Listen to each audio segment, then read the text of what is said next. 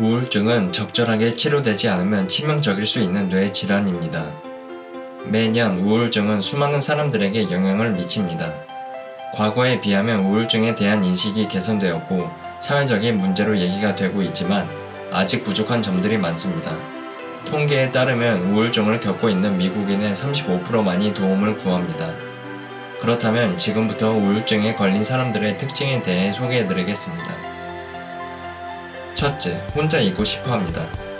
만약 여러분이 우울증으로 고통받고 있다면 여러분은 아마도 집이나 방을 떠나는 것을 좋아하지 않을 가능성이 높습니다. 여러분은 혼자 있기를 원하며 대부분의 경우 아무도 여러분을 괴롭히지 않고 혼자 있기를 원합니다. 우울증을 겪고 있는 많은 분들은 시간을 혼자 보내고 싶어 합니다. 이 분들은 다른 사람들과의 의사소통을 완전히 포기하려고 할 수도 있습니다. 또한 시간이 지날수록 점점 스스로를 고립시키고 일상을 포기하게 될 것입니다. 예를 들어 오는 전화를 무시하고 출근을 하지 않거나 학교에 가는 것을 멈추고 청구서를 지불하는 것 등의 행동을 모두 멈출 것입니다. 두 번째는 수면 문제를 겪는다는 것입니다. 우울증을 겪는 사람들은 잠을 편히 잘 수 없습니다.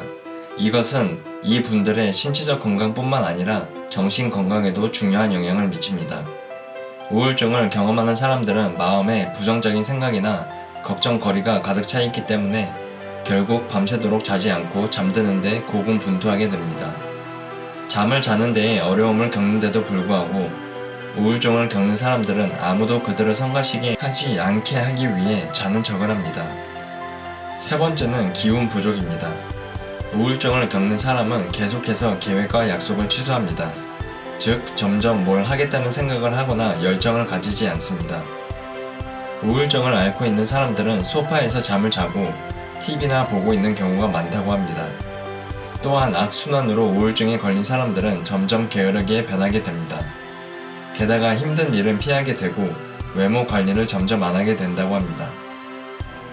우울증을 앓고 있는 사람들은 에너지가 부족하기 때문에 식사와 같은 일상적인 일들도 피하기 시작합니다.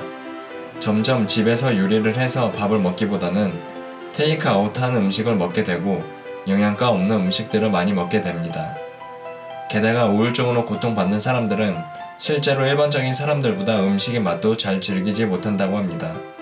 결국 마지막에 가서는 점점 끼니를 걸으면서 완전히 식욕을 잃게 될 수도 있습니다. 네 번째는 불안감을 느껴서 적당한 산만함을 좋아합니다. 우울증을 겪는 사람들은 다른 사람들에 비해 불안감을 느끼기 때문에 오히려 집중하기 위해 산만함을 좋아하는 경향이 있습니다.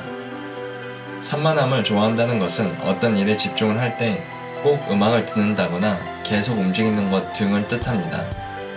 그러나 이런 적당한 산만함은 특별히 우리에게 해로운 것은 아니기 때문에 우울증이 있는 사람들에게는 실제로 도움이 될 수 있다고 합니다. 특히 달리기는 우울증에 걸린 많은 사람들을 돕습니다. 달리기를 통해 사람들은 작은 성취감을 느끼면서 조금씩 변하게 되기 때문입니다. 지금까지 우울증에 걸린 사람들의 특징 몇 가지에 대해 알아봤습니다. 도움이 되셨다면 구독과 좋아요 눌러주세요. 다음에도 도움이 되는 영상을 만들겠습니다.